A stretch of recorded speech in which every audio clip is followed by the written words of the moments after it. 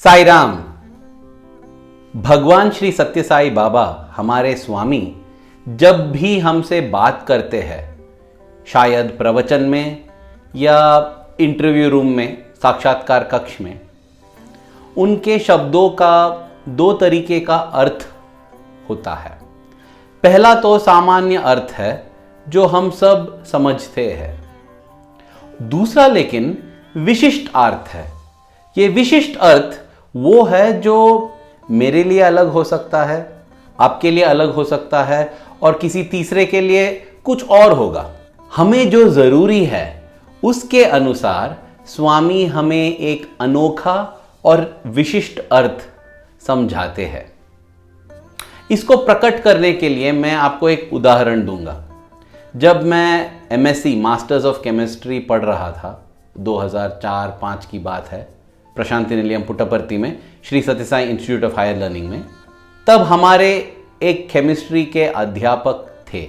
उनका नाम है श्री नागेश्वर राव, प्रोफेसर नागेश्वर राव।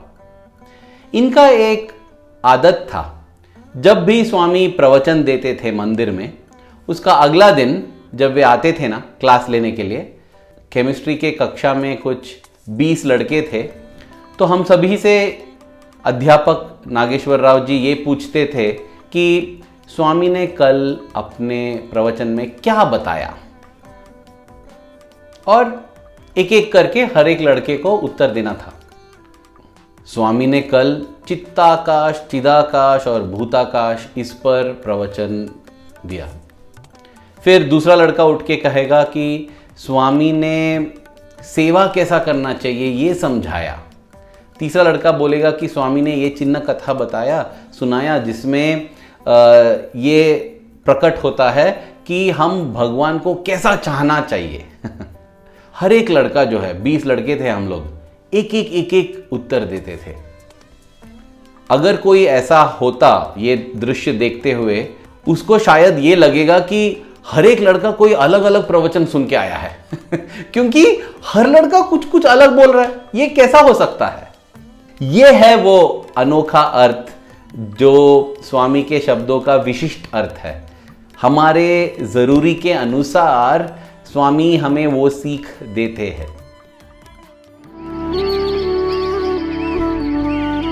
प्रेम स्वरूप बात अक्टूबर 2005 की है। उस समय मैं एक तरीके का आध्यात्मिक ठहराव महसूस कर रहा था। आध्यात्मिक ठहराव का मतलब मुझे ऐसा लग रहा था कि कुछ प्रगति नहीं हो रहा है मेरा आध्यात्मिक मार्ग पर। मैं सब चीज़ करता था, मतलब दर्शन के लिए जाता था और भजन करता था और हॉस्टल में जो भी प्रार्थना करना है, जो भी स्केड्यूल रखा गया है स्वामी के द्वारा, वह सब मैं निभाता था। लेकिन वो आध्यात्मिक ऊर्जा जो होता है ना, वो मुझ में नहीं था। मैं वो महसूस नहीं कर रहा था। मुझे ऐसा लग रहा था कि मैं स्वामी से जुड़ा नहीं हूं, मैं स्वामी से अलग हो गया हूं। मतलब वही वो ऊर्जा नहीं है। क्या करूं और कुछ करना चाहिए स्वामी, क्या बस दर्शन भजन से नहीं चलेगा। सोचिए, हर रोज पूर्णावतार भगवान श्री सत्य साई बाबा का दर्शन कर रहा हूं, लेकिन मुझे ऐसा लग रहा है कि मेरे जिंदगी में आध्यात्मिक ठहराव आ गया है। इसलिए ना, कभी आप अगर सोचते हैं कि हाँ आप लेट आ गए, आपको भगवान का दर्शन नहीं मिला, नहीं, भगवान का दर्शन हाँ मुख्य है, लेकिन उससे ज़्यादा इंपॉर्टेंट यह है कि हमारे अंदर जो है ना वो ऊर्जा होना चाहिए, वो इच्छा होना चाहिए, वो लगन होना चाहिए। उसके बिना कनेक्शन नहीं बैठेगा। तो मेरा कनेक्शन नहीं बैठ रहा था और मैं सोच रहा था क्या हो गया स्वामी, कुछ तो करो स्वामी, क्या मतलब मेरा प्रगति नहीं हो रहा है, मैं अटक गया हूँ यहाँ पर। अब 2-3 साल हो गए, 5 साल हो गए आपके कॉलेज में, अटका नहीं रहना चाहिए ना। उस समय मुझे एक किताब मिला और इस किताब में मैं श्री रमण महर्षि जी का अनुभव पढ़ा। वे विचार करने लगे कि मरने के बाद क्या होता है, मृत्यु क्या है, और उसके बारे में वे इतना घोर विचार कर रहे थे कि एक बार वे ऐसे ही लेट गए और सोचे कि हाँ अब मैं मर गया हूँ, अब मेरा क्या होगा, मैं सांस लेना बंद कर दूंगा, अब सभी लोग आके रोएंगे, हाँ मेरा शरीर मृत है, लेकिन मैं अभी भी हूं। हाँ तो ये कौन है ये जिसको मैं कहता हूं, मैं कौन हूं, मैं कौन हूं। उनमें ये जागृत हो गया ये प्रश्न, मैं कौन हूं। इसके बारे में उन्होंने बाद में एक किताब भी लिखी, नान यार, तमिल में उसका अर्थ है मैं कौन हूं, मैं कौन हूं, मैं कौन हूं। इसके बारे में विचार करते करते करते उन्हें आत्मबोधन मिल गया, आत्मबोधन मिल गया और उनमें वो ऊर्जा कांप उठा। ये पढ़कर मैं भी बहुत उत्साहित हो गया, प्रोत्साहित हो गया। मैं सोचा कि मैं भी यही करूंगा, मैं भी यही साधना करूंगा। ये साधना करने से ही आत्मबोधन मिलता है, रियलाइजेशन, एनलाइटनमेंट, ये सब जो हम सुनते आए हैं ना, इसका अनुभव, इसका महसूस मुझे होगा, मुझे ये करना है। तो उस दिन से शुरू हो गया मेरा नया साधना। मैं क्या करता था, रात को डाइनिंग हॉल जाता था, डाइनिंग हॉल प्रेयर हॉल दोनों एक है, और वहाँ लेटकर अपने बिस्तर पर ये सोचने लगता था कि हाँ अब मैं मर गया हूँ, मेरा मृत शरीर है, अब आएंगे लोग, रोएंगे। ऐसे ही मतलब हर रात ये करता था, ये नाटक मन में ही मन में करता था। और उसके बाद उस पर और प्रयास करने लगा। मैं ये सोचने लगा कि अगर मैं मृत हूं तो मुझे सांस लेने की कोई जरूरत नहीं है ना, तो बस सांस लेना बंद कर लेता था।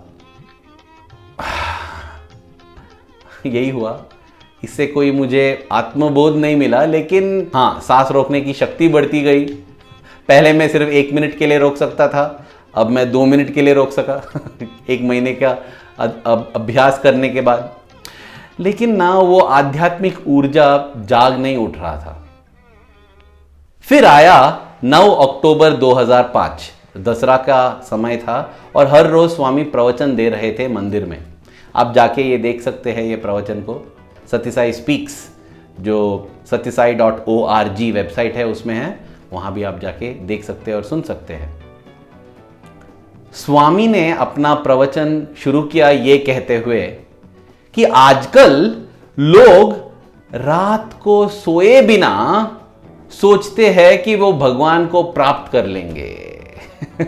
रात को सोए बिना सांस पकड़ते हुए सोचते हैं कि वे भगवान को पालेंगे। और मुझे लगा बाप रे बाप, स्वामी तो मुझसे ही बात कर रहे हैं। उसके बाद अलग अलग तरीके के मतलब मूर्खता बताए स्वामी ने कि लोग ऐसे करते हैं और सोचते हैं कि ये आध्यात्मिकता है, लोग वैसे करते हैं और सोचते हैं कि आध्यात्मिकता है। लेकिन वो सब मैं नहीं सुन रहा था, क्योंकि मैं सुन रहा था कि हाँ स्वामी आपने ठीक मुझे पकड़ लिया, लेकिन मेरी मजाक मत उड़ाओ, समझाओ ना क्या करना चाहिए, समझाओ क्या करना चाहिए। और पहले 15-20 मिनट ये मूर्खता पर बात करने के बाद स्वामी ने खुद कहा कि अब मैं समझाता हूं कि आपको क्या करना चाहिए। हाँ, स्वामी ने यह समझाया कि अगर आपको भगवान को प्राप्त करना है तो आपको भगवान को देखना चाहिए, सब में, सब जगह, सर्वदा, सर्वत्र, सर्वकालेषु, हरिचिंतना, हरिस्मरणा, हरिदृश्य। भगवान को देखना चाहिए आपको, सभी में भगवान का दर्शन कर लो। इस तरह का प्रेम जब दिल में जाग उठता है, ये प्रेम बढ़ता है और सभी को उसमें लिपट लेता है, तभी आप भगवान का अनुभव करेंगे, आपको आत्मबोध होगा। हाँ ये कठिन है, लेकिन तब मुझे समझ में आया कि रात को सांस रोक के रहने से ये नहीं होने वाला है। हाँ तो ये एक अनुभव मुझे हुआ, लेकिन ये अनुभव यहाँ खत्म नहीं होता है। उसके बाद आप भी जाके, मैंने जैसे कहा, सुन सकते हैं। जब मैं जाके ये डिस्कोर्स सुना, जब मैं ये प्रवचन सुना फिर से अक्टूबर 9, 2005, उसमें स्वामी ये बता ही नहीं रहे हैं कि रात को सोए बिना। मैं सोचा अरे मैं तो सुना था, मैं अपने डायरी में भी लिखा हूं। हाँ फिर से जब मैं गौर से सुन रहा था तब स्वामी कहते हैं पनीलेका। पनीलेका मतलब तेलुगु में कोई काम किए बिना। लेकिन उस दिन मैंने सुना पणकोलेका। पणकोलेका मतलब सोए बिना। अब सोचिए, गलती हो गई थी मुझसे कि मैंने काम किए बिना को सोए बिना समझ लिया था। लेकिन अब मैं जब देखता हूं उसको, जब उसके बारे में सोचता हूं, तो मुझे यह विश्वास है कि वो गलती नहीं था। स्वामी ये चाहते थे कि मैं वही सुनूं, क्योंकि वो मेरे लिए विशिष्ट अर्थ था, मेरे लिए अनोखा अर्थ, मेरे प्रगति के लिए। हां भाइयों और बहनों, स्वामी जब बात करते हैं तो एक सामान्य अर्थ होता है, लेकिन एक विशिष्ट अर्थ होता है, हर एक के लिए अलग अलग। इसलिए एक ही प्रवचन का अलग अलग अर्थ निकालते हैं हम, और अलग अलग प्रवचन में से एक ही अर्थ मिलता है हमें, क्योंकि वो हमारे प्रगति के लिए आवश्यक है। इसलिए कोई आध्यात्मिक ठहराव में आने की कोई जरूरत नहीं है, क्योंकि जब तक हमारे जिंदगी में स्वामी हैं तो ठहराव होगा ही नहीं, प्रगति ही प्रगति होगा। अब मुझे समझ में आया कि स्वामी का जो प्रवचन होता है इतना अलग क्यों होता है। वो एक ही विषय पर नहीं होता है, एक ही प्रवचन में स्वामी सब चीज बात करते हैं। क्यों? सोचिए, अगर आप एक अध्यापक है, आपको बताया गया कि आप पहली कक्षा के बच्चों को पढ़ाना है, आप पढ़ाएंगे ना।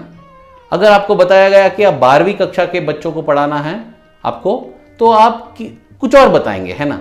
लेकिन सोचिए, अगर एक ही कक्षा में पहला क्लास के बच्चे भी है और 12वीं कक्षा के बच्चे भी है एक ही क्लासरूम में, हाँ, कैसे पढ़ाएंगे आप? हाँ, कैसे पढ़ाएंगे? आ ई सिखाएंगे या A² B² सिखाएंगे?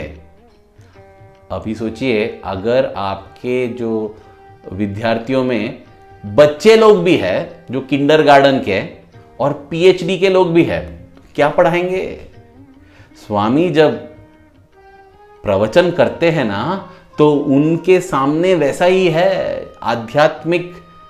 आध्यात्मिकता के मार्ग पर जो बच्चे लोग हैं वो लोग भी है, और जो PhD के लोग हैं वो लोग भी है। अब स्वामी को वो बात करना है जिससे सभी को कुछ ना कुछ मिले, इसलिए अलग अलग होता है। एक बार स्वामी डिस्कोर्स में कहते हैं कि अगर कुछ मांगना है तो सिर्फ भगवान से मांगो और किसी से मत मांगो।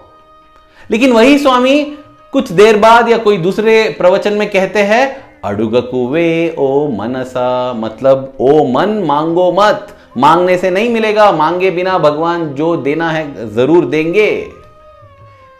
अब आप पूछेंगे, ठीक है, किसी के लिए मांगना आवश्यक है, किसी के लिए नहीं मांगना आवश्यक है, लेकिन मुझे कैसा पता चलेगा कि मेरे लिए क्या आवश्यक है?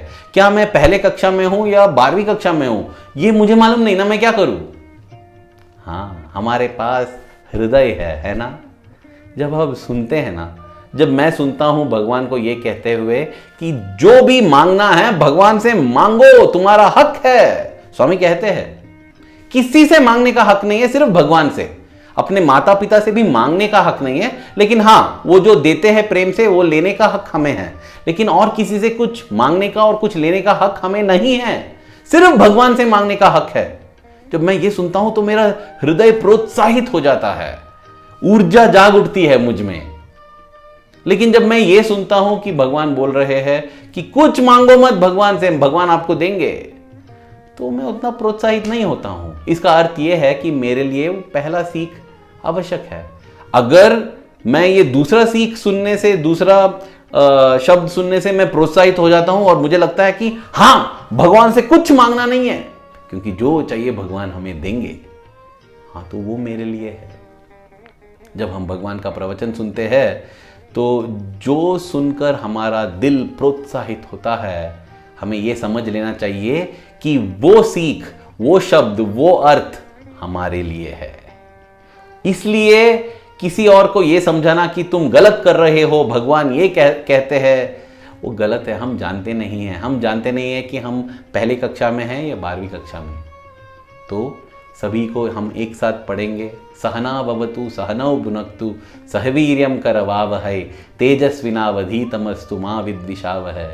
हम सब एक साथ पढ़ेंगे, एक साथ बढ़ेंगे स्वामी की ओर, और इसलिए शांति से रहेंगे, प्रेम से रहेंगे, और भगवान आपके प्रति हमारे दिल में जो प्रेम है वो हर क्षण बढ़ता ही जाए। धन्यवाद। साई राम।